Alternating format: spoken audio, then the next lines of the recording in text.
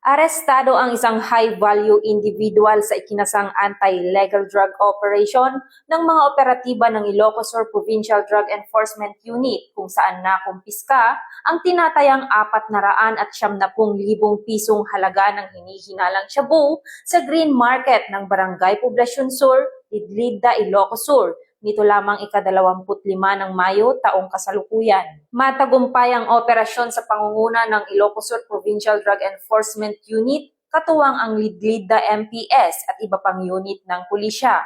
Nagresulta ang operasyon sa pagkakaaresto ng isang 54 anyos na lalaki na nakatala bilang high-value individual at residente ng bayan ng Gregorio del Pilar, Ilocos Sur. Nahuli ang sospek habang aktong nagbebenta ng hinihinalang shabu sa poser buyer.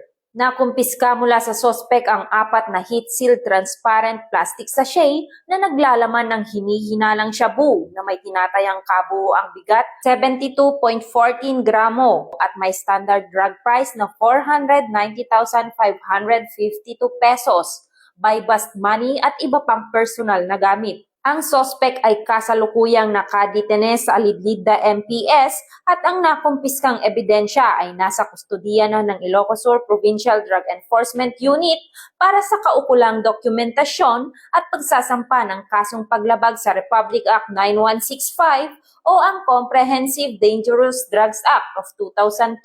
Pinuri ni Police Colonel Augusto M. Asuncion, Provincial Director ng Ilocos Sur Police Provincial Office, ang mga operatiba sa matagumpay na pagsasagawa ng operasyon sa pamamagitan ng masusing surveillance, koordinasyon at agarang police response. Muling tiniyak ng Ilocos Sur Police Provincial Office ang kanilang matatag na commitment sa pagpapatuloy ng agresibo ngunit makatarungan at naaayon sa batas na kampanya kontra ilegal na droga sa ilalim ng Enhanced Alerto Framework upang mapanatili ang kapayapaan at kaayusan sa lalawigan. Mula dito sa Ilocos Region, ako ang inyong PNN Correspondent, Patrolwoman Nikki Lyra Barbero, alagad ng batas, tagataguyod ng balitang pulis.